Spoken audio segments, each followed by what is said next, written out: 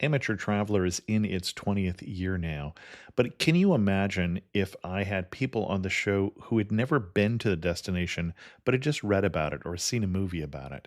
That wouldn't make any sense at all, and you wouldn't listen. We all know how important it is to receive advice from people who know a destination to get the most authentic local experience. And a great option for experiencing this is Explore Worldwide and their authentic small group adventures, led by local tour leaders, perfect for solo travelers who want to meet like minded people with a desire for adventure. I'm often an independent traveler, but two of my last three trips were with small group tours because they organize everything and it's a lot easier. If you want to recreate the tour I did to Malta, they have a Malta and Gozo Discovery Tour. I'm intrigued by one of their tours called A Taste of Sicily. The company again is Explore Worldwide, and visit exploreworldwide.com to learn more. And thanks to Explore Worldwide for sponsoring this episode of Amateur Traveler. The nights are long, the days are short, and the weather is chilly to downright cold, depending on where you are.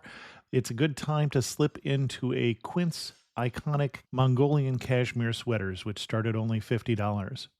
You can treat yourself to everyday luxury at an affordable price with Quince. If you really want to dive into luxury, you can check out their leather handbags, washable silk shirts, and European linen sheet sets. Whatever you're looking for at Quince, all the prices are 50 to 80% less than similar brands, and they do that by partnering directly with top factories and cutting out the middleman. They only work with factories that use safe, ethical, and responsible manufacturing processes. And of course, they use premium fabrics and finishes for that luxury feel in every piece. But you've already heard me rave about my Quince travel pants. Treat yourself this winter without the luxury price tag. Go to quince.com/traveler for 365-day returns plus free shipping on your order. That's QUINCE.com/traveler to get free shipping and 365-day returns. Quince.com/traveler. And thanks to Quince for sponsoring this episode of Amateur Traveler. I got my bags packed, I'm on a roll. I'm heading out there and I'm ready to go. I'm looking real good in my passport photo. Oh, no. Amateur Traveler, episode 785. Today, the Amateur Traveler takes a detour to a less traveled country as we talk about beaches and waterfalls and voodoo as we go to the country of Togo in West Africa. I should be heading home, but maybe not today. Welcome to the Amateur Traveler. I'm your host, Chris Christensen. Let's talk about Togo. I'd like to welcome to the show Philipp Muders, who has come to talk to us about Togo. Philipp's website is journication.com, and there's a link to that in the show notes in case you have trouble with the pronunciation, but it's like journalism and vacation melded together. If you go to Philipp's site, you can read it in both German and in English. Philipp, welcome to the show. Hi, Chris. Thanks for having me. And obviously the reason why you can read it in German is that Philipp is from Germany and actually coming to us from there now. But you're come to talk about Togo. What's your connection with Togo? I was traveling, backpacking actually in Togo more or less exactly 2 years ago. So end of 2016, before the pandemic hit us all, I was backpacking in this special region of the world. So I traveled from Ivory Coast through Ghana, Togo, up to Benin, where I joined some NGO organization who built schools over there. And one of the most interesting destinations on the journey was Togo, which I want to tell you more today. Excellent. Well, Eddie, I think you put it on a map for us a little bit with its neighbors there. So we're talking about Western Africa, one of those thin little countries there in that part of the world. And why should someone go to Togo? Togo surprised me as well. So it was for me in the beginning just a country to travel through quite quickly, coming from Ghana, heading to Benin. But I stayed there much longer than expected in the beginning. Togo is a very exciting country, a bit off the beaten track when you're traveling in Africa. So it's not the famous Tanzania safari place or South Africa where a lot of tourists go to. So when I was traveling there, you only met a few white people at all. It's not very touristy, and so it's a perfect destination for me to really enjoy local culture, not being influenced by any touristic background. So I don't like the feeling when I visit a place and I feel like everyone is just role playing tourists, not living their real life. And this is what I did not encounter in Togo. Additionally, they have a beautiful coastline. So the whole coast in Western Africa is beautiful. Palm beaches, white sand. Unfortunately, sometimes it's a little bit dangerous to swim there. So you have to avoid the strong currents and swim where you can see locals, because normally they know what to do and how to do. It's also a great place for hiking when you leave the coast, going up a little bit north into the center of the country. And personally, for me, it was a very, very nice place to learn about exciting history, some big parts of sad history, because this was one of the big areas where all the slaves came from over many centuries. So this coastline is called the Slavery Coast, including Ghana, Togo, and Benin, where you had big slave castles along the coastline and where the colonial powers got a lot of slaves from, shipping them all over the world. These parts of sad history you can also encounter in these countries. So for me personally, very exciting and a very nice place to travel to. Excellent. In terms of itinerary, what are you going to recommend for us?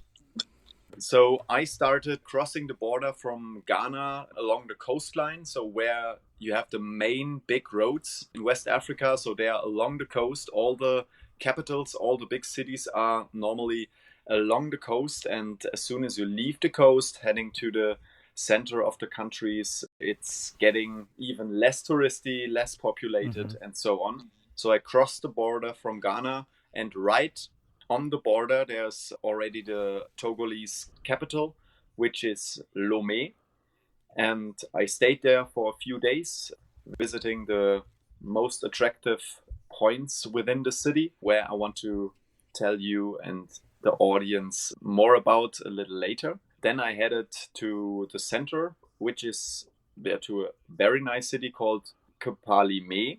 It's located in beautiful mountains, green area, beautiful paradise for doing some hiking and nature activities. That have a lot of beautiful waterfalls over there. And heading to Benin, which is east of Togo, across Akpo Drafo on Lake Togo. There is a big lake within the country, the Togo Lake or Lake Togo. On the other shore of the lake, you can visit Togoville, which is a very nice place to experience colonial history, especially for me as a German. It's a pretty interesting place because Togo was one of the colonial countries of Germany back in the days. We did not have much colonies, but Togo was one of them. And in Togoville, there is a lot of history to experience in terms of this colonial history, and also some nice voodoo places where I also want to talk about a little more later. Excellent. You mentioned the coastline before we get very far along. When we talk about the coastline of Togo, we're talking about maybe 30, 40 miles. There's not a lot of coastline there. It's a tall, thin country. Yeah, it is. You can travel quite fastly through Togo if you don't want to stay there Right.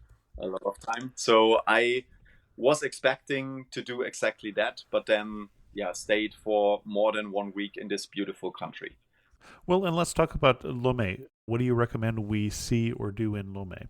In the beginning, I was, as I mentioned, not expecting much, Right. because if you Google things to do in Lomé or the typical online research you would do before visiting a country or a city, there is not much mentioned in terms of the big sites, the big highlights. So for me, it was more diving into the culture of the country. So the big places I would recommend is visiting the Grand Marché. translated the big Mhm. market. There are a lot of French names, or a lot of sites are having the French name, which is still today the official language of the country. So after First World Mhm. War, when Germany lost the war, big parts of the country were handed over to France, and they set up more French colonies in this area. So basically, whole Western Africa is speaking French. That's the main language there, which makes it, I think, sometimes a little bit difficult for travelers if you are not fluent in French. And even if you are fluent in French and then you have this Western African Sure. dialects, it's sometimes a little bit challenging to go along. So, a very nice paradise in the area is Ghana, where you have English as the official Right. language, which makes it more relaxed. This is the reason why a lot of countries there have some connection with France and having these French names. So I was recommending the Grand Marché, so the big Mhm. market, which is located in the city center. So they have an indoor and an outdoor market. When you look at the maps and look for some specific spot to visit, I think you will be directed to the indoor market, which is in a several story building. But all around in all the streets, you have this bustling African Mhm. market with the local products. There is nothing set up for tourists. It's all real. These are all real people selling their fruits, their handicraft, their clothes, whatever on the streets. A lot of people are over there, a lot of voices. And for me personally, this is really exciting. Just go there and explore all the different stalls. What are people selling? How does it looks like? You can buy their fresh fruit, all these nice products from the area. Anything particularly stand out that you either bought there or took pictures of or were attracted to? I bought definitely fresh Mhm. fruits, so mangoes are something nice to buy there. And I bought another souvenir on another market I want to tell you Okay. in a minute. So basically, there are a lot of wooden handicrafts and so on. It feels a little bit strange walking there in this bustling market area, being the only white guy, but that's something I really like because that was obviously off the beaten track. So there were no tourist Right. buses, no, yeah. I've had that experience where you're in the market and I was in a group and one of the members of the group got separated, but he just walked through the market and people went, this was Tanzania, and they're saying, Wazungu. The white guys went that way. Muzungu, Muzungu. Ah, exactly, exactly. The white guy. So it's not something they want to, I don't know, blame you for Right. something, but it's just a word for you, Sure. and yeah, you hear it everywhere, Muzungu, Muzungu, when you're walking on the street. So after a few days of West Africa, before I was already used to it, yeah, that was all right. Right in the center of the Grand Marché, there's the Lomé Cathedral, which was built in German colonial times. So it was a very nice picture spot, even for taking a real picture, or at least for you having this picture in your mind, having this bustling African market with all its colors and people around. And then you have this two tower cathedral in white and red, which is looking like it could be somewhere in the US or in a normal German small city, which does not look very African. It's Mm-hmm. German built around, I think, 1902. It was finished and inaugurated. Also, the cathedral is nice to visit. Just spent there a few minutes, and it feels a little strange having this Western culture within this heart of Africa. More places to visit in the city center are the Palais de Congrès, which is a museum today. There are some more Western African museums in this area, and also the Monument of Independence, which is also located in the city center. This is a monument for the independence of colonial France in 1960. These are, for me, the most attractive sites, but one site in the city center stands out a bit, which is the fetish market, which is the biggest, or at least one of the biggest voodoo markets worldwide. It sounds a bit strange, and It does. my surprise when I did some research before I traveled to West Africa, Mhm. because of course we all connect voodoo with this bad movie or a thriller movie, dark religion, puppets, sticking some needles into some puppets when Mhm. we hear voodoo. But in this region, and in particular in Togo and Benin, voodoo is the official religion. It's not a bad religion. It has this dark parts as well, but it's mostly a positive religion. It's based a lot of nature and animals. So it's officially their religion along to other religions and Christianity. And they have a huge market in Lomé with all voodoo artifacts. When you go there, it's also a very strange view because you see a lot of animal parts. You see skulls of all animals you can imagine. You see bones. You see dried whole animals. So there were some monkeys, dead monkeys, dried, and with all the fur and teeth and everything sitting there. You had the skin of a snake, you had teeth of animals, you had insects, whatever. So a lot of selling stalls having these animal parts everywhere. And this is because it's kind of I would call it a pharmacy for the people there, because the voodoo priest recommends some animal parts to buy because of their special ceremony. So whatever your disease or problem is, they have a special ceremony, a voodoo ceremony, which is based on normally on animal parts, I would say. And then Well, and I feel like you're leading up to this is the market where you bought a souvenir, and I am almost dreading what you're going to tell us you bought. Yeah, true. So the people are sent there. And for example, for a certain disease, you need the tooth of a buffalo, which is included in the ceremony to progress your healing. Then you go to this market and buy a tooth of a buffalo, or a horn, or a skull, or whatever part you need. So they have everything there. It's really astonishing and exotic. I have never seen a place like this before. So there are no fruits on the market, or no apples or something like this. It's just bones and skulls and animal fur and whatever, and a lot of artifacts. And I bought a small artifact. They introduced me to some of the voodoo magic. It was a very thin, I would say, tube out of wood, and then attached to this small tube out of wood, just a few centimeters, there was a string and a sharp wooden stick. And they told me, okay, this protects you during your next travels. And to activate this fetish, so they call these small devices fetish. And this is the reason why this market is called fetish market. So these are all voodoo fetishes, also the animal parts. To activate this small fetish, I should, before I start my journey, stick this small wooden stick into this wooden tube, and then leave it like this, carry it with me during my journey. And when I come home safely, because I'm protected by this charm, by this magic, when I return home, I just release the stick from this tube. So that was what they told me. You can believe it or not. Well, and you are now home safe. So, well, there we go. Definitely, yeah. So there was, I think, in all the countries I traveled through, and for all the souvenirs I bought so far, that was the most exotic one, definitely.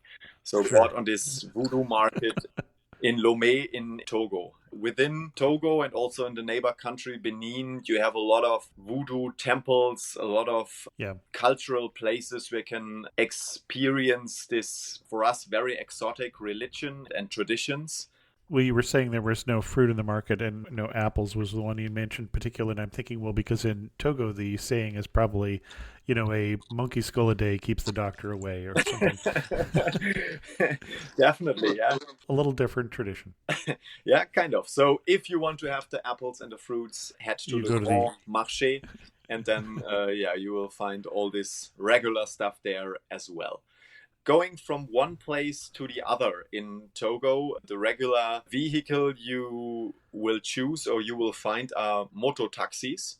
So very often you just jump on the back of some motorcycle which drives you through the city. Of course, there are taxis, but the regular way to travel are these motorcycles, moto taxis. especially as a solo traveler. Yeah, as a solo traveler, Yeah, it's the way of travel you can choose. Of course, it feels a little bit dangerous going on the back of an African motorcycle through the tight traffic, but of course, it's way faster than waiting somewhere in a traffic jam. But if you sure. travel along the big roads on the coast, taxis are also quite common, but they get lots more people into a normal car than we are used to it. Sure. Normally, I think the normal passenger number in a West African taxi are maybe 6 people in a normal small car. So you are at least with 2 people on the seat next to the driver.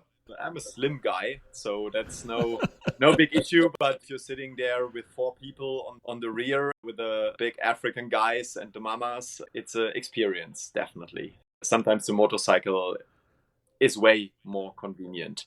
But of course, it's something I would not particularly tell my mother, that I'm on the back of a African motorcycle driving very fastly through the city. Wise, wise. A special place I would also recommend when you're visiting Togo or Lomé in particular is of course, the coastline. So Mhm. there are a lot of nice beaches, especially there you have a lot of big hotels and also nice hotels. So if you're looking for a place where to stay in Lomé, I would on the one hand side prefer the city center because everything is quite close and you can walk around there in the Mhm. local neighborhoods. It's something what I really enjoy, just being able to walk there and without any big destination to look for, just see and explore. Sure. On the other hand, I would recommend to choose a hotel next to the beach because normally they have their private beaches or areas where everything is secured and maybe cleaned up a bit, that you can enjoy the palms and the nice beach. Any particular beach that you really liked? Yeah, I like the beach close to the hotel's name was New Robinson Plage. Plage is the French word for beach. They had a nice 3 or 4 star hotel over there, but also a hostel section with dorms.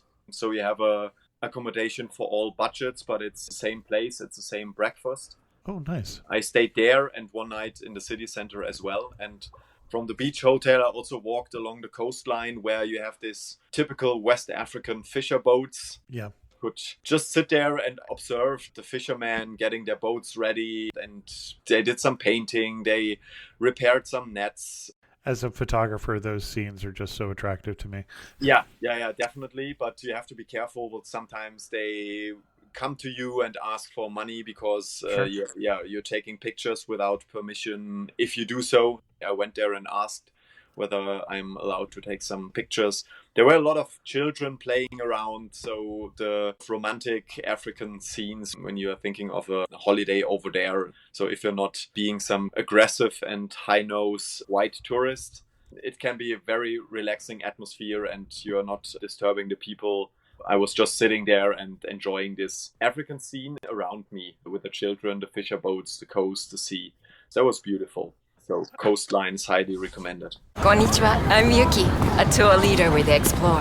Who knew that hidden among Tokyo's towering skyscrapers was a peaceful tea house surrounded by ancient trees and serene ponds? Actually, I knew. It was my mother's secret sanctuary. Not everyone knows about Tokyo's Hamarikyu Gardens. ありがとうございます. But you will if you explore. Search exploreworldwide.com. And don't just travel, explore. This episode is brought to you by Shopify.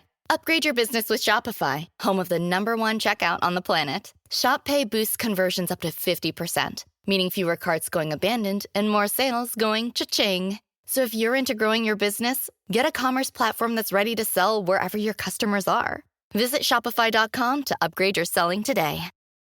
I remember one time I was in an African market and I walked through a section. It was a craft section. I walked through very quickly, and it felt uncomfortable because everybody wanted me to stop and look at their wares and such. And it was, it felt like it was pushy. And then I had more time because I was with a group, and the group was slow. And so I walked through again the same section, but I walked through slowly, taking the time to look at people's wares and nod and wave or chat or what, depending on how much language we have in common. And it was an entirely different experience. It wasn't like it was that pushy. It's just my rhythm was wrong. I was not Yeah, in tune yeah, with the rhythm of the local place, and when I was just taking time to go and take a look at things, they weren't really pushy. It wasn't them.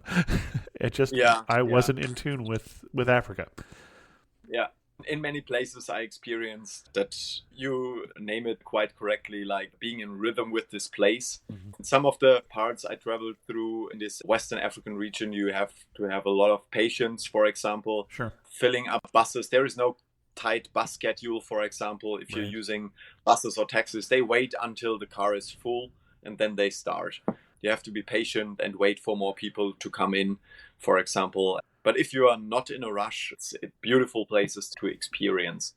Another recommendation I want to give on Lomé is there is another big hotel, or I think one of the most expensive hotels in the city is the Hotel de Février, so the 2nd of February hotel.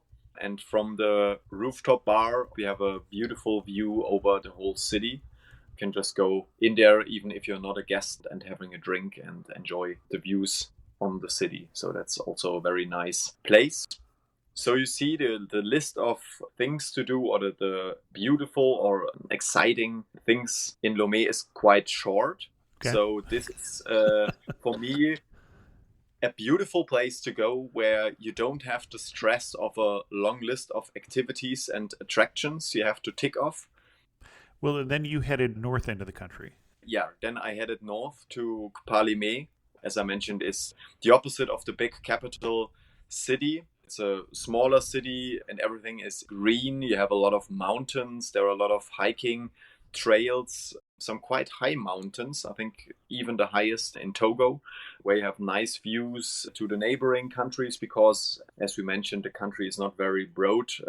Right. You can have beautiful views into Ghana, into or to Lac Togo or Togo Lake on the other side.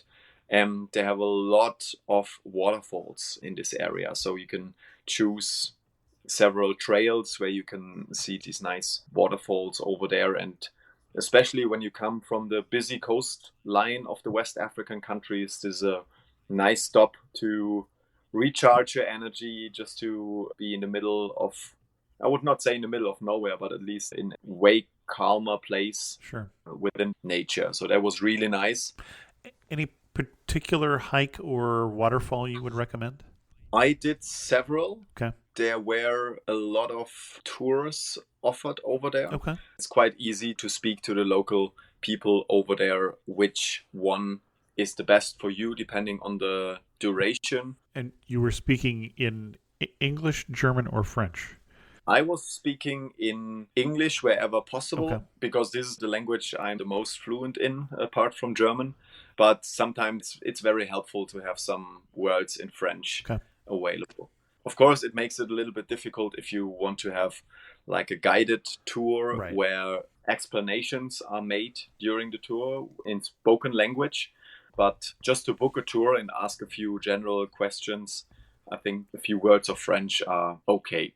I think places like this become more and more famous and thus more and more open for English speaking people. Sure. Okay. That's possible. It's very helpful, but it's not mandatory, I would say.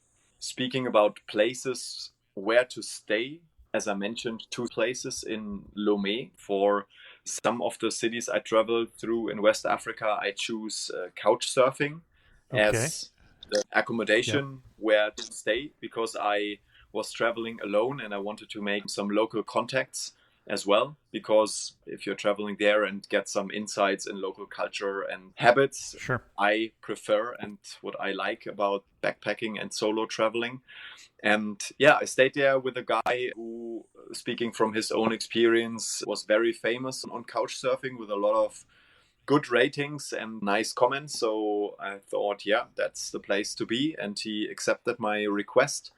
That was really awesome experience because he was a very down-to-earth guy who was fluent in English, which made communication quite good Uh-huh. and easy. but he stayed also in an interesting area. So it was in the city center, not too far from the governmental buildings and so on. So the very center of official Togo, I would say, and also Lomé. But it was a very poor area. Okay. And he was living in kind of, we would describe it as a backyard with a few small one-story buildings where you could clearly see these are not rich people living here. So, and he had one room in this garden or backyard. He let me sleep in this one room, in this single room, and he stayed with his neighbor for that night. So I had at least one room for me, and there was no electricity or no constant electricity in this area and no running water. So they had a fontaine in the middle of the backyard, and that was the main source for every water you needed in this. I would call it a small community. So there were a lot of people living there, some families, some old people, and everyone was getting the water from the fontaine for cooking, for drinking, for washing, for the toilets, for the shower. So you had to get these buckets out of the fontaine when you wanted to go to the toilet or having a shower or so on. I was not expecting this experience, so I did not book a rural hostel where you have no electricity or something. I just booked a place to sleep with this high-rated guy, which of course was very nice and very friendly, and we had a very good time when I was stayed there. He helped me out a lot with all the planning and things to do in the city. But of course, that was also part of the experience when traveling through such a country and when traveling through Lomé. So that was also kind of eye-opening when you experience a country from this perspective and not only from nice beach hotels at the coastline. So my first trip to Africa, I did some homestays because I was on actually a church-sponsored trip, and I came back and I told my wife, well, it was always comfortable. I had a hot shower every day. Of course, it was usually a bucket shower because, again, there are so many regions in the area where, running water is just not there when you're in the rural communities. And that was a little past her comfort zone. Yeah, definitely. But, so the whole trip in this region was, if you want to, you can do a lot at the edge of your comfort zone, I would say. Well, and the other thing that people can do is, if that sounded too far for people to do the couch surfing thing, you can still meet up with people often through couch surfing. Even if you do the stay in the hostel or something like that, it can still be a wonderful opportunity to meet with locals who are interested in doing that. So there was also an option for me. Of course, I had my host for most of the time, and Lomé was also a great place after the sightseeing during the day to have a cheap big beer in the evening. So they had a nice area in the city center where they had some music playing and so on, and they also closed down a small street for it. So it was officially closed down for traffic during the night or during the evening, and then they put out some stools and tables where people can sit down and maybe open some dance floor, and it was basically in the middle of the street. That was amazing. So they also had some good nightlife opportunities. Excellent. The whole region, especially Togo and Benin, are comparably cheap when it comes to food and drinks. So now, to get to Kapalame, one thing we didn't say is, did you fly or take a bus or? There were regular buses or taxis, I would say. So the normal cars used as taxis. I think the drive was about 2 hours. And when you say taxi, typically a collective taxi at this point, not just you, but you and the big guy and the mama and 5 other guys. Okay. Yeah. So, of course, sometimes, especially on that particular trip, I was a little bit late in the morning because of lack of electricity in this area. Sometimes it seems a little bit, high-nosed, but I wanted to keep us going and heading to the north, and I didn't want to lose time. So I just paid 2 seats in this taxi because I didn't want to wait for more people to travel to this special place, I would say. So it was not the main road for the local people to go to. So it could have taken much more time that someone comes to the taxi and fills up the empty seat. And so I took 2 advantages out of it. So I paid 2 seats and made us start at once.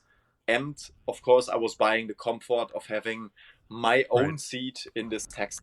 and not to share it next to the driver with another person.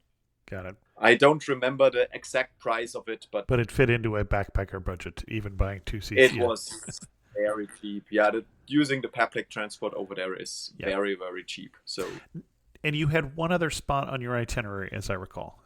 yes, exactly. So heading east in the east direction out of Lomé along the coast towards Benin, and the next country would be Nigeria. There is the coastal town Akpo Trafo. And from there you have rural boat transfer, I would say, some kind of old canoes they use mostly for travelers to cross Lake Togo to this Togoville place, which is today still a small city. That was the place where I felt the most touristy, I would say, because it's not really for locals using this canoe style boats. So there was, I think, more for tourists, and this spot is quite famous among tourists visiting Togoville. Yeah, but I did this crossing by wooden canoe to the other side of the lake. There you have official tour guides waiting there. Again, something for tourists. So there was not just exploring the streets on my own, but they advised me to do some official tour within the city. And because I had no idea and no information, I just paid the local guide or the price they recommended as a tip, because it was very helpful to have someone guiding you around and showing you all the secret spots, I would say, in a very directed way. They have a lot of German history over there, so like the old church and some governmental buildings and so on. You can still explore. They were built more than 100 years ago. The German left more than 100 years ago, this area. There were still some nice spots visible when it comes to this history part of the city, but also liked the voodoo culture part of the city, because on some streets, on some spots, you can see some kind of statues, voodoo statues, some small shrines or some small temples. These small shrines or temples are especially built for the voodoo. It would be comparable to some saints, I would say, in Christianity. And some of the spots are against certain evil energies. There were some trees where you have the trees used as a voodoo spot. The trees are painted somehow with special color. And I think if you are witnessing ceremony over there, you would see the voodoo priest doing some rituals or some ceremony over there. So it's quite interesting to have this, on the one hand side, Western German / French colonial history. On the other side, this nice cultural experience of this, for us, totally unknown voodoo religion. Main sites, I would say, in Togo or in whole West Africa. Excellent. I think that kind of wraps up your itinerary. Are there other things that we need to know before we get to some of our wrap-up questions? No, not in particular. Okay. You are standing in the prettiest spot you saw in Togo. Where are you standing and what are you looking at? The most beautiful spot in Togo for me was the coastline at Lomé, where you can see or experience the nice atmosphere and surroundings consisting of very nice sand, a beautiful ocean in front of you. You are under palm trees and observing the fishermen in their typical boats, children playing around, and there was a very nice experience. Yeah, I think the most beautiful things you can see over there. Excellent. One thing that makes you laugh and say only in Togo? There was definitely the voodoo market, where they told me about their special religion and magic with my nice souvenir. I think there are more voodoo markets throughout these countries because, it's their official religion and they need their, I would say, pharmacies to buy their ceremonial animal parts. But the one in Lomé is particularly huge in comparison to the others. And there was a very exotic and, if you ask it like this, a funny place for me to experience. Excellent. And if you had to summarize Togo in just 3 words, what 3 words would you use? Exotic, voodoo, and market, I would say, because market sums up Voodoo Market as well as the huge bustling Grand Marché, where you meet these nice people, the friendly people over there, and the huge variety of goods offered on such a market, which gives you a nice insight into culture and everyday life of the Excellent. people. Our guest again has been Philipp Muders from journication.com. And Philipp, if we want to send people to your best post about Togo, where are we going to send them? I would send you to the Summarize post about my backpacking journey in the Western African region, which was from Ivory Coast via Ghana and Togo up to Benin. That is a nice summary, which includes all the spots I just mentioned and way more to inspire you for a trip to West Africa. Excellent. Philipp, thanks so much for coming on Amateur Traveler and sharing with us your love for West Africa and particularly for Togo. Thanks for having me, Chris. It was very nice to talk to you. Once again, I'd like to extend my thanks to the patrons of the show who help support Amateur Traveler financially. It certainly helps pay a lot of the basic bills of the podcast, including the editing. And this was an episode that took a little editing. So editing is something that I appreciate, and I think you should too. If you're interested in supporting the show, you can check out patreon.com/amateurtraveler for more information. I also appreciate those who take the time to review the show. And so on the Apple reviews, for instance, I recently found these two, one from CN Adventure, great inspiration, wonderful podcast with a wealth of information about places I'm dreaming of visiting, as well as those I've never heard of. Thanks for all the great information. And from C Bus Reader, informative and enjoyable. As a new listener, I'm excited for a good resource for my own travels. I also really enjoy hearing about places I'll never visit myself, but I can dream. And I wonder if Togo, in fact, may be one of those places. Both of those were 5-star reviews. Thank you very much. And with that, we're going to end this episode of Amateur Traveler. If you have any questions, send an email to host@amateurtraveler.com, or better yet, leave a comment on this episode at amateurtraveler.com. And thanks so much for listening.